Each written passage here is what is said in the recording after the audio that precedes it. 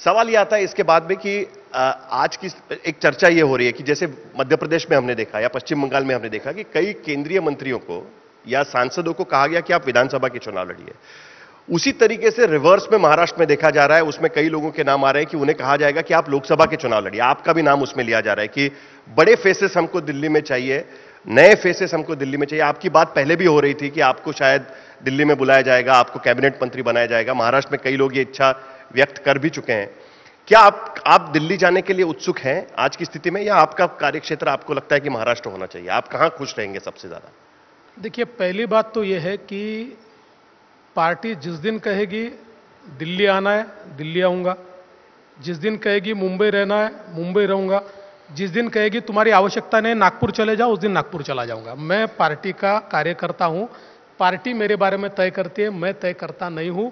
इसलिए मेरी उत्सुकता का कोई विषय नहीं है। लेकिन ये जो पतंगबाजी चलती है कि इनको कहा गया है, उनको कहा गया है, उनको कहा गया है, ये पतंगबाजी में कोई उसमें सच्चाई नहीं है। किसी को कहा नहीं गया है, कहा जाने का सवाल भी नहीं है। मैं आपको एक चीज बोलता हूं, देखिए, अल्टीमेटली चीजें पॉलिटिकल रियलिटी से ड्राइव होती है। और पॉलिटिकल रियलिटी क्या है? तो मेरी पार्टी ने महाराष्ट्र के लिए मेरी लीडरशिप को कल्टीवेट किया जी। तो उन्होंने कल्टीवेट किया, इसलिए आज मैं महाराष्ट्र का लीडर हूं। तो जिस दिन उनको लगेगा कि कोई दूसरा लीडर कल्टीवेट करना है तो दूसरा लीडर कल्टीवेट होगा। जब तक दूसरा लीडर वो कल्टीवेट नहीं करेंगे तब तक मैं लीडर हूं। और आज मैं जिस प्रकार की पॉलिटिकल रियलिटी को समझता हूं और मेरी पार्टी की वर्किंग को मैं जितना समझता हूं, मुझे लगता नहीं है कि अभी मुझे दिल्ली बुलाया जाएगा। महाराष्ट्र में मैं काम करूंगा, महाराष्ट्र का ही काम मुझे दिया जाएगा और महाराष्ट्र में मैं सरकार वापस लाऊंगा। सर, कोalition का सबसे बड़ा फ्लिप साइड यह होता है कि आप जैसे नेता की जिसने महाराष्ट्र में एक ऐसी सरकार चलाई कि जिसमें आपको निर्णय लेने के लिए दिल्ली जाना नहीं पड़ता था, आप कोई भी फैसला मुंबई में बैठकर कर सकते थे। आज की स्थिति में वो चीज बदल गई है। आपके तरफ से आप कौन सा गवर्नमेंट प्रेफर करेंगे, जिस तरीके से आपने 14 से 19 में चलाया या जिस तरीके से आज की स्थिति में सरकार चल रही है? आज हम देखते हैं कि जो एमवीए सरकार में भी था या किसी भी कोalition सरकार में होता है कि खींचतान काफी होती है एक दूसरे के बीच में। कोई भी प्रोजेक्ट को लेकर हर कोई अपने आप को दावेदार के तौर पर साबित करना चाहता है। आज की स्थिति में महाराष्ट्र में कम से कम 6 लोग हैं अलग अलग पार्टियों की जो कहते हैं कि हमारी पार्टी से चीफ मिनिस्टर बनना चाहिए। ऐसी स्थिति में आप सरकार चलाना कितना डिफिकल्टी होगा? पॉलिटिक्स में प्रेफरेंस का सवाल नहीं होता है, मैंडेट का सवाल होता है। प्रेफरेंस तो आपका कुछ भी हो सकता है। प्रेफरेंस तो ये हो सकता है कि 288 में से 288 सीटें हमारी आ जाए और सब हमारा ही बने, लेकिन मैंडेट का सवाल होता है। और पॉलिटिकल रियलिटी उस समय की जो होती है उसके अनुसार निर्णय होते हैं। सर, इसी के वजह से तो 2014 में बीजेपी का फैसला था कि हमें अकेले लड़ना है, क्योंकि जब तक आप अकेले नहीं लड़ोगे तब तक आपकी पार्टी की सीटें पूर्ण बहुमत की तरफ नहीं जा सकती। नहीं, आप कोalition में लड़ेंगे तो आप कोalition में अटक जाओ। मैं आपको वापस बताना चाहता हूं, 2014 का चुनाव भी शिवसेना के साथ लड़ना चाहते थे, लेकिन फैसला एक चीज पर अटका था। हम उनको कह रहे थे आप 147 लड़िए, हम 127 लड़ेंगे, बची हुई सीटें अपने दोस्तों को देंगे। उनका कहना था हम 151 से नीचे एक भी सीट नहीं लेंगे। 4 सीटों के लिए शिवसेना ने उस समय हमारे साथ का अलायंस तोड़ा। उन्होंने तोड़ा तो हमको मौका मिला, तो हमारी क्षमता लोगों को पता चली और हमको भी पता चली। आज की तारीख पे भी आपकी उतनी क्षमता है महाराष्ट्र में।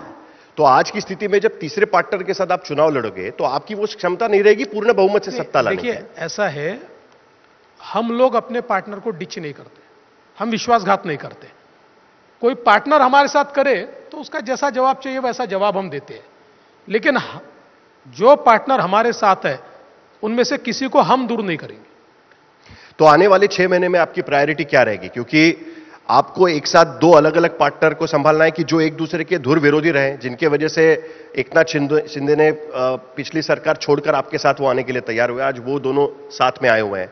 आपको इन्वेस्टमेंट भी महाराष्ट्र में ले आनी है, आपके पास भले वो पोर्टफोलियो नहीं है एकनाथ शिंदे के साथ में, तो ये सारी रिस्पॉन्सिबिलिटी किस तरीके से देखी जाएगी? क्योंकि एक तरफ हम हर चीज के लिए हम देख रहे हैं कि 2 डेप्यूटी चीफ मिनिस्टर, एक चीफ मिनिस्टर, हर कोई चाहता है कि हमारा रुतबा बना रहे, हमें इसका जो काम का नाम है वो हमें मिलता रहे।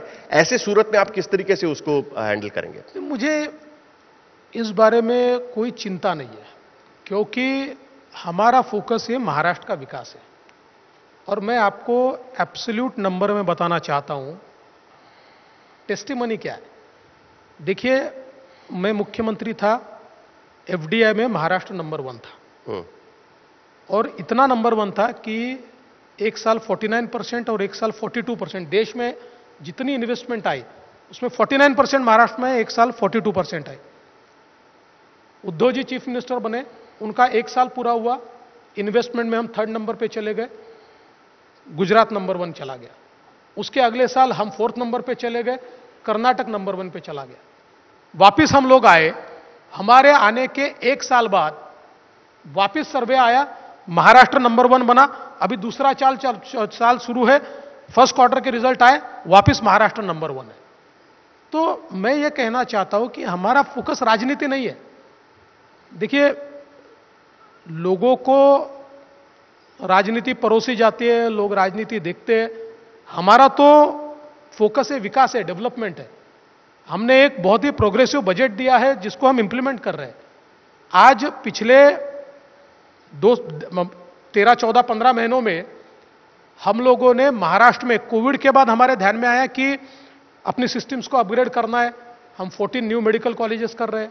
महाराष्ट्र में हम लोगों ने इरिगेशन के करीब करीब 8 लाख हेक्टेयर के का इरिगेशन हो सके, इतने प्रोजेक्ट्स को हमने मान्यता दी है, उसका काम हमने शुरू किया है।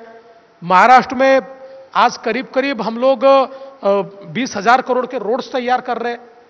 तो इसलिए महाराष्ट्र में अलग अलग प्रकार के डेवलपमेंट के जो प्रोजेक्ट्स है, इसको हमने गति दी है। हम महाराष्ट्र को इंफ्रास्ट्रक्चरली एक बहुत एडवांस स्टेज में ले जाना चाहते हैं। आज वाढवण जैसा पोर्ट, कि जो पोर्ट देश का सबसे बड़ा पोर्ट बनने वाला है। आज देश का सबसे बड़ा पोर्ट जो है ये जेएनपीटी पोर्ट है। जेएनपीटी से भी 3 गुना बड़ा पोर्ट ये वाढवण में हम बना रहे हैं, जहां 20 मीटर डीप ड्राफ्ट है। दुनिया का सबसे बड़ा वेसल हम लोग वहां पर ला पाएंगे। जो हमारे बंद पड़े हुए काम थे, कोस्टल रोड का काम था, ट्रांस हार्बर लिंक का काम था, न्यू मुंबई एयरपोर्ट का काम था, बुलेट ट्रेन का काम था, ये सारा इतनी तेजी से हमने शुरू कर दिया कि इस साल के अंत से हम उसकी डिलीवरी करना शुरू करेंगे। तो कुल मिलाकर नागपुर मुंबई समृद्धि एक्सप्रेसवे, तो ये अकेले की सरकार में ज्यादा हो पाएगा कि यो? नहीं, ऐसा अकेले की सरकार में या दोकेले की सरकार में नहीं होता है। जिसको करना है वो कहीं पर भी करता है। अभी देखिए, हमारी सरकार का अंडरस्टैंडिंग क्या है, तो मुख्यमंत्री हमारे नेता है, मुख्यमंत्री को सारे अधिकार है, लेकिन साथ साथ मुख्यमंत्री जी ने भी हमको अधिकार दिया है कि स्टेट के हित के लिए आपको जो मीटिंग लगती है आप करिए, जो निर्णय लगता है करिए। अल्टीमेटली लेजिटिमेट निर्णय के लिए फाइल तो उनके पास जाती है, तो पूरा 100% फ्रीडम हमारे पास। तो मुख्यमंत्री और डीसीएम 2 उनमें कोई नहीं, बिल्कुल नहीं, कोई प्रॉब्लम नहीं है। मुख्यमंत्री, डीसीएम 1, डीसीएम 2 और पूरा मंत्रिमंडल साथ में।